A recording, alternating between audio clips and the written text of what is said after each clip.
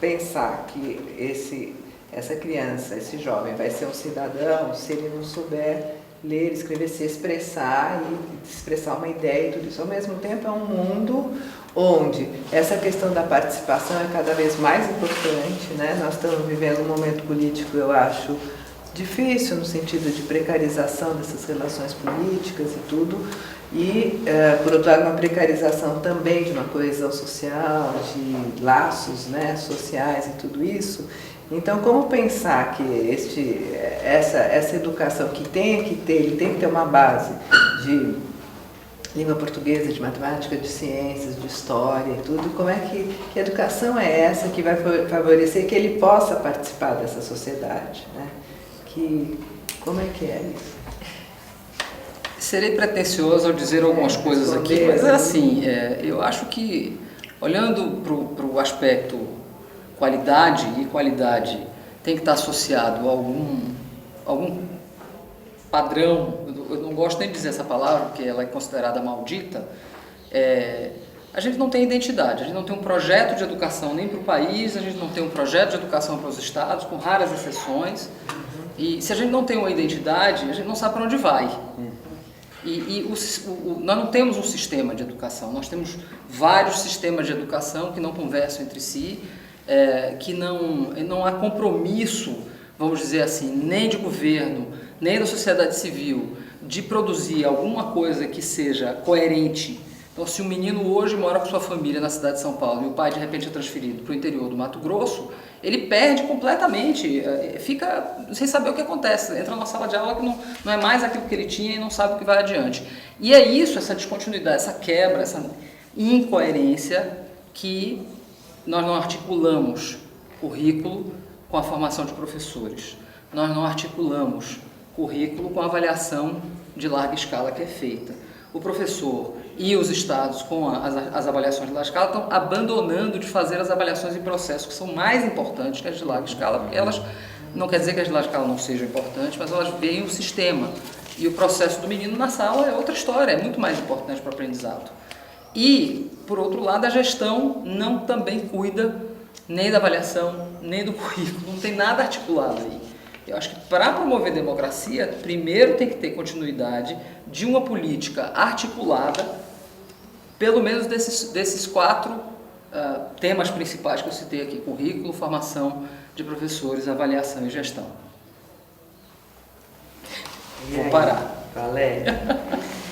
Então, eu acho assim, a gente não vai ter um processo de democracia, de participação e de controle social sem um investimento muito forte no desenvolvimento das pessoas, dos cidadãos.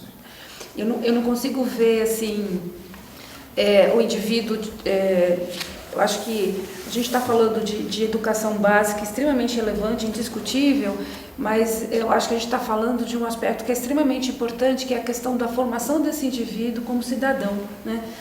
Dos direitos que ele tem e o que ele precisa lutar por isso e da sua formação completa. Então, quando a gente tem um gap aí de qualidade da educação e desses valores, eu acho que a gente compromete muito esse posicionamento e esse direito que as pessoas têm, né? Então, acho que todas as políticas elas têm que ser muito bem articuladas para que a gente trabalhe muito esta questão. E a questão da ética, a gente está falando de um momento de ética que, assim, que é básico, né? Você não discute ética, né? Você não discute ética. Ética é ética. É ser ético ou não ser ético, que nem estar grávida ou não estar grávida, mas assim, parece que isso, e ética é modelo, né? São valores, é aquilo que se acredita, e aí parece que isso neste país e com tantos desafios políticos, acaba sendo um aspecto que não está sendo valorizado. Estou muito ansioso. Né? Porque você falou, não. Porque você, inclusive, você falou anteriormente, que depois, Fernando, eu sei que você quer falar também, mas você tinha dito, não, porque não adianta trabalhar valores se não tiver português, mas também se tem português e você não tem valores. É isso que eu queria entrar. É isso você que trabalhou no Sou da Paz, então... É esse que eu acho que é o pulo do gato. O que são esses valores, né? Como é que a gente vai aprender? Então tem respeito, tem participação, tem o espírito, né, o raciocínio crítico, tem o comprometimento e assim por diante, né? Por que essas coisas são antagônicas, né? Por que eu não acho que elas são antagônicas? Quer dizer, uma aula, independente de qual é o conteúdo que está sendo dado em termos de matéria, ela pode passar tudo isso, né? Ela poderia, se o professor está na escola, eu já tenho uma boa noção de respeito, que aquilo lá está sendo respeitado. Se eu sei, se os pais sabem qual é o currículo e podem cobrar o Estado em relação ao que está sendo ensinado, eu tenho uma relação de transparência, de participação. É muito mais fácil eu participar de uma coisa que eu entendo, que eu tenho uma coisa concreta para poder me relacionar. O que é uma boa aula de matemática? É uma aula que engaja os seus alunos, que os alunos participam, que perguntam. É uma aula que o professor está batendo na lousa, copia, né? Isso aqui, todo mundo quieto. A boa aula é a aula que participa, que contextualiza isso com aquela vida dos alunos, que permite que ele faça exatamente o uso daquilo que ele está aprendendo com aquela situação do cotidiano dele. Isso não é contraditório com ensinar um bom conteúdo. Isso não deve ser só português e matemática, todos os conteúdos. Então acho que a gente tem a oportunidade. A luta pela educação de qualidade tem que ser essa luta completa. Uma aula boa ensina matemática, respeito, valores, participação, transparência, tudo na mesma aula. Agora, isso passa por a gente exigir um padrão de qualidade, fazer essa cobrança e dar condições mínimas para que isso seja implementado, muito diferente do que a gente tem trabalhando. Então, mas passa por isso sim, a gente não pode ficar fazendo essa troca, esse trade-off. Assim, não, mas a aula é participativa, mas não é isso que a gente está discutindo, não precisa fazer o trade-off, é isso que eu acho que é bacana. Como trabalhar respeito, tudo que o Denis está falando, respeito, participação, comprometimento, com uma forte ênfase que o investimento social privado tem na competição. Isso não é antagônico? Eu acho que tem várias coisas que são antagônicas e muito difíceis de superar. Então, é fácil falar e muito difícil fazer, na verdade, isso que a gente está falando. Eu acho que, para começo de conversa, você só aprende participação participando. Você não tem aula de ética. Você tem que fazer, e fazer política para aprender o que é ética. Grêmio, atlética, grupo de teatro, assim, fazer arte política. E as escolas, o grosso das escolas, e você vê isso inclusive no ensino médio de elite, as escolas de elite de ensino médio estão em crise, que não sabem lidar com esse jovem de hoje, não é só a escola média mais popular, né? E como introduzir isso numa escola que está espelhada no momento da Revolução Industrial, que ela funciona como uma linha de produção, né? Todo mundo tem que aprender a mesma coisa no mesmo ano, as provas são colocadas, parece uma fábrica mesmo, parece uma linha de produção, a grade, como se diz, curricular, né? Então, aí que está o grande desafio do século XXI, que é inventar uma educação que teoricamente o aluno, né, sem luz, e quem tem a luz do conhecimento dá para o aluno, que é aluno, né, sem luz, vai ter que inverter essa relação, vai ter que horizontalizar as relações de aprendizagem. Tem uma enorme oportunidade aí que é a revolução nas tecnologias de informação e comunicação, as redes sociais que estão mudando a sociabilidade do ser humano hoje, mas eu não sei como fazer. Eu confesso que assim, eu sei apontar onde está o difícil. Você tem um sistema que mal está dando conta de ensinar as linguagens básicas que a pessoa precisa para aprender o resto das coisas. Então você tem um sistema que não está dando conta da Revolução Industrial, e você tem o desafio do século XXI, que é a construção participativa da realidade das pessoas. Não sei como a gente vai fazer isso. Tem uma pessoa, que eu não me lembro o nome, que falou uma coisa muito interessante. Nós somos seres do século XX, ensinando a seres do século XXI, com técnicas e metodologias do século XIX. Então é muito engraçado dizer isso, porque a gente está sofrendo esse problema. E é um grande desafio. E agora, tem um outro desafio que eu concordo com você, eu acho que a gente não tem resposta para isso, que é transformar informação em conhecimento necessariamente necessita de mediação. Porque senão, informação nós temos à toa, onde a gente quiser encontrar hoje. Tem até demais, sem nenhuma qualificação, sem nenhuma ponderação. Esse mediador que a gente chama de professor hoje na escola, ele tem um papel que vai continuar a ter que ser exercido, só que de forma diferente. E é isso que a gente precisa pensar urgentemente. Porque assim, eu sou totalmente contra de que o professor tem que deixar de existir. Não. Sim. Agora, ele tem que mudar o papel. Tem. Porque hoje ele não consegue também deslanchar por conta dessas contradições que você mencionou, Fernando. Mas talvez pegando um pouco uma imagem do campo empresarial, né? O modelo de gestão das empresas está mudando muito, então na década de 90 você tinha muito o grande líder que ia mostrar para todo mundo, ia mostrar para todo mundo como deve fazer. E hoje você tem muito essa coisa do líder facilitador, né? Eu lembro quando eu atuava principalmente como jornalista e começou a chegar a internet no Brasil, o Lito ele falava, né? O educador do século XXI vai ser o cara que não vai mais dar informação, vai ensinar o aluno a navegar no oceano de informações, né? Eu acho que no fundo ele vai ter que ser um facilitador de processos de construção coletiva de conhecimento. Mas não podemos esquecer. Mas tem a transmissão das linguagens. Esse facilitador, esse mediador, ou seja lá quem for que esteja aí nesse intermédio, ele sempre vai estar passando os valores dele. Sempre vai estar passando os valores dele. Ou seja, ele é exemplar. Claro. Independente da situação em que ele se encontre. E eu acho que é aí que entra no valor, Marili, só para terminar de falar da sua pergunta aí. Então, o valor será aquele que será transmitido pelas atitudes. Mas eu acho que eu tenho investido bastante tempo em tentar acompanhar um pouco o que está acontecendo com essas novas tecnologias em educação, muito menos no hardware, né? Mas no software. O que tem aí? O que são oportunidades? E nisso, tenho ido muito à Califórnia e ficado muito lá onde muitas dessas coisas têm vindo, né? E acho que uma das coisas que a gente, pelo menos para mim parece, assim, acho que a gente fala de séculos, mas tem coisa que são décadas, né? Então, quando Nova York mandava no mundo, estou com essa brincadeira, mas Nova York, na década de 80 e 90, os bancos de investimento, né? Os grandes sistemas financeiros, isso era o que tinha, o menino se formava na faculdade, nas melhores faculdades do mundo, onde ele queria trabalhar, na Goldman Sachs, né? Enfim, aqui no Garantia, no não sei o quê, era o banco de investimento, era a cultura de competição total, individualismo total, o cara tem que chegar para ganhar, ele tem que bater os outros e tal. Hoje, onde que o jovem quer trabalhar? No Google, no Facebook e tal. Então esse é o mundo da Califórnia, né? E se é o mundo a Califórnia é muito diferente, né?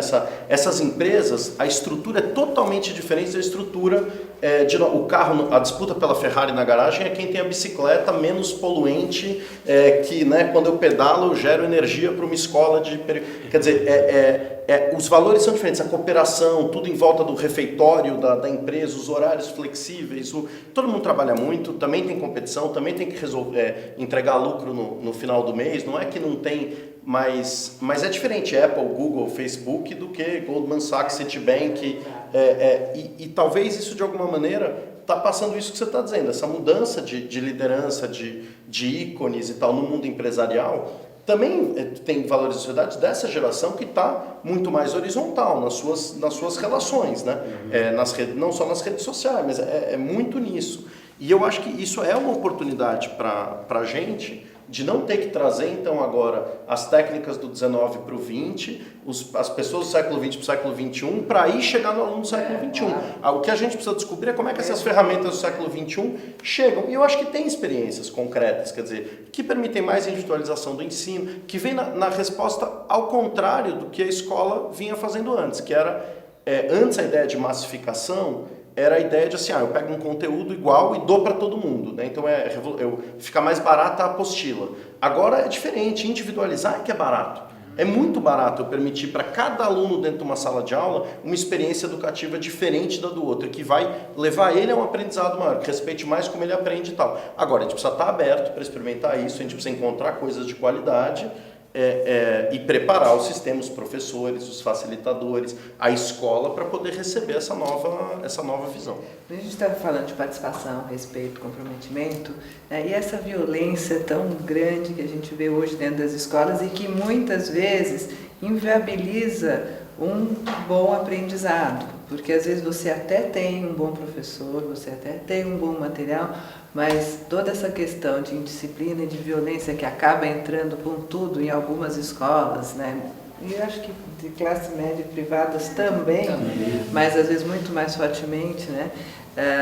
Como que é essa coisa, né? Porque te puxei porque você que trouxe a questão dos valores da ética começou a trazer isso. Como é que isso acontece? Porque isso é um grande travador da aprendizagem também. Não, com certeza, acho que até um desafio. Eu tenho familiares, professores, e outro dia a gente estava numa boa conversa que era exatamente isso, o medo do professor ir para a escola, justamente porque a preocupação dele não é com o processo de aprendizagem dos alunos, mas é o quanto ele vai estar correndo algum risco, né? Eu acho que este é um desafio. Eu acho que a gente está falando de regiões. Eu acho que a questão da segurança no país, né, ela está muito complicada. Eu acho que isso gera, se você olhar até do ponto de vista psicológico, o quanto isso trava a pessoa, tanto do ponto de vista de aprendizagem, do ponto de vista emocional, né, porque o seu foco de atenção passa a ser o seu medo ou o seu risco, ou não necessariamente o seu processo de aprendizagem. E eu acho que a gente está falando, volta um pouco na questão dos valores, do papel da família também, né, nessa questão do desenvolvimento do indivíduo. É um exemplo muito simples, mas acho que a gente teve aí há umas 2 semanas um morador de rua que encontrou um dinheiro que foi roubado e essa pessoa devolve, né? Acho que é um exemplo único, mas é um exemplo de valor, né? Um exemplo de respeito, um exemplo de pai, né? Ele falou exatamente isso. Eu devolvi porque a minha mãe me ensinou que eu não posso ficar com nada que é meu, né? Então a gente, acho que as coisas elas acabam se relacionando muito, né? A gente está num momento do país que a gente tem muita questão da violência, a questão do papel do professor e da sua carreira e quanto ele tem um papel importante nesse processo. Os alunos, né, que assim, você tem a questão da violência, tem a questão do celular, né, da questão de quanto essa meninada muitas vezes tem foco na atenção no relacionamento, nas redes sociais e não no processo de aprendizagem. Então, acho que são uma série de fatores que são tão desafiantes e que são tão preocupantes, e acho que assim, a grande discussão e debate assim, o que a gente pode fazer de uma forma de políticas públicas e de mudança no processo de transformação, né? Então, acho que quando você fala de violência na escola, você fala daquele indivíduo que, através de um processo de formação mais estruturada familiar, que teve alguns princípios e valores na sua formação que vai muito mais forte até os seus 5, 7 anos, mas que depois tem as oportunidades, tem a aprendizagem, tem a oportunidade de direitos iguais e que a gente vai diminuindo essa questão, né? Denis, aí como que? Aí pensando um pouco na sua experiência sobre a paz. Minha vida pregressa. Sua vida pregressa. E pensar assim, porque vocês também estão colocando, a Valéria colocou, né, a questão da família, que é fundamental. Você antes tinha trazido 70%, tá, o foco da família. Então, como fica isso, né? E você traz, assim, eu me pergunto também assim, você tem experiências interessantes que trabalham essa questão da educação em contraposição com a violência, de superação de violência? Conta um pouco isso. Eu acho que talvez Bom, primeiro eu acho que assim, a questão da violência dentro da escola, no fundo, a maior manifestação dela é o fato de que a gente está numa sociedade que aceitou que a violência é um meio legítimo para resolver conflitos. Não é o homicídio dentro da escola, né? Não é isso que a gente está lidando, não é o roubo dentro da escola. Tem, claro, que casos extremamente graves, mas no dia a dia o que você tem é o desafio em cima do professor, algumas vezes violência física e violência física entre os alunos, e uma cultura que está respondendo a isso da pior maneira possível, que são as grades, os muros, o transformar tudo em móvel de concreto, tira qualquer... Quer dizer, é ridículo, é lugar comum, mas de fato vira um presídio. E eu acho que isso é pedagógico e super difícil romper com essa lógica. A gente sabe que várias escolas bem-sucedidas para reduzir a violência ampliaram os canais de participação do aluno, né? Oferecendo ao aluno uma maneira de resolver seus conflitos que não fosse pela violência, mas fosse pela voz, pela política, pela participação e tal. Então, isso a gente, enfim, na época do Sou da Paz, a gente teve o Grêmio Informa, que era exatamente isso, era uma intervenção nas escolas para criar grêmios com os alunos, porque a formação do Grêmio, e isso foi medido, etc., ajudava a diminuir depredação e violência dentro da escola, e muitas vezes os alunos que lideravam os grêmios eram alunos que eram violentos antes, mas porque ele tem uma liderança, ele tem uma expressividade ali, e aquilo não está sendo aceito, incorporado dentro da escola. Então, o que eu acho que a gente precisa fazer o pulo do gato é que, assim, quando você ouve vários professores e diretores, eles estão dizendo o quê? A escola está violenta, eu tenho medo de dar aula porque acabou a disciplina, né? Sempre tem essa visão do passado, que no passado o professor podia mão dura. Isso é culpa da progressão continuada, né? Isso é culpa da...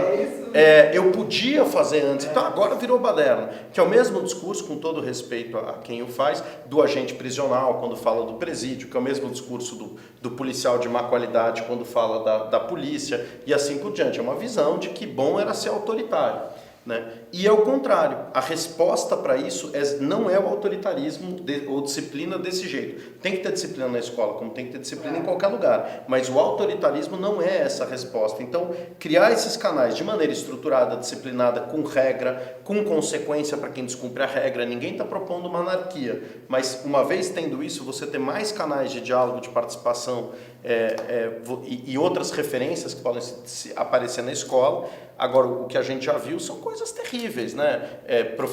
Diretor de escola que chama a polícia para coordenar o recreio, né? Enfim, coisas têm N exemplos e a gente tem que fugir disso. Eu acho que essa questão da violência não dá para... Você tem que lidar com um território maior, na verdade. Não dá para lidar com a escola isolada para pensar a questão da violência. Você tem que lidar com a violência. A escola é um retrato da sua comunidade e da sua sociedade. Então, você tem que lidar com a comunidade.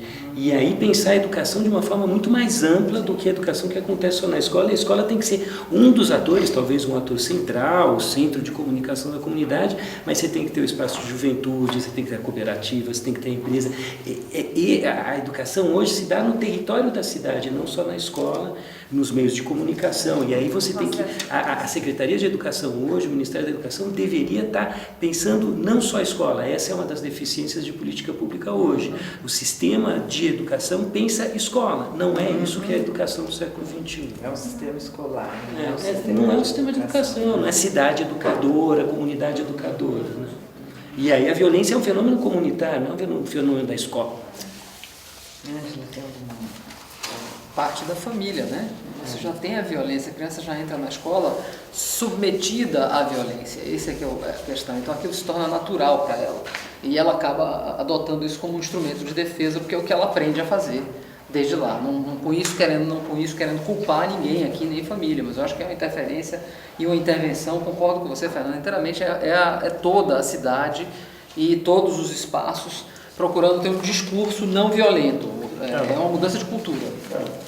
A gente precisa aceitar que tem outras formas de lidar com conflito, e a gente sempre discutiu isso, quer dizer, falou disso. Uma sociedade em paz, até isso é bom, porque em tempos de unidades pacificadoras, né? Pacificar paz não é silêncio, né? Isso é muito importante. Então, quando a gente fala em pacificação ou em processo, a gente sempre falou, é um processo de construção de cultura de paz. Então eu vou lutar pelos meus direitos, pela minha participação na sociedade, mas os instrumentos que eu vou usar para atingir isso têm que ser legítimos e a violência tem que estar descartada como instrumento. Então isso também tem uma contradição, porque o jeito fácil é dizer assim, coitado, o menino ele só aprendeu a lidar assim, então se ele agir violentamente, eu tenho que entender. Não, eu não tenho que entender. Então a escola é parte de um sistema maior, concordo integralmente, mas dentro da escola, assim como dentro do supermercado, dentro da delegacia, dentro da casa, etc., o comportamento violento precisa ser dito, isso aqui não vale, mas aí se eu puder oferecer um outro que valha, é mais fácil, maior a chance de eu ter sucesso. Se eu só disser não pode, olha, por que você está depredando? Porque a gente não gosta, porque tal aula, porque o professor nunca aparece, porque não sei. Tá bom, então vamos criar aqui um foro para vocês poderem discutir isso, não sei o que lá. Isso vai desarmar um pouco essa bomba, porque no fundo, quando a gente olha para os valores que a gente tem na sociedade, a valorização que a gente tem da violência no Brasil como maneira de resolver conflito, os desafios sociais, etc, etc, desigualdade, tudo aquilo cria o caldo de cultura que favorece a violência, o número de pessoas que opta por uma carreira criminosa é bem pequeno.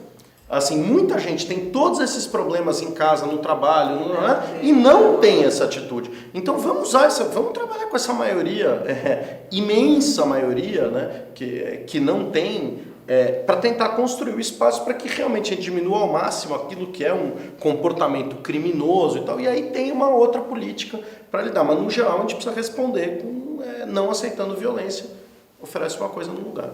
Primeira coisa para ajudar isso, dentro do sistema educacional escolar, é deixar que a criança pergunte e conversar com ela. E isso é proibido. Um pouco essa coisa da participação, com mais participação, isso, não é silenciando. Não é silenciando. Perguntar muito é mal visto, é autoritariamente calado, então tem que deixar o questionamento acontecer. Mas a gente está falando exatamente do direito de educação, né? E de formação, de desenvolvimento crítico, de participação. Isso, que não tem.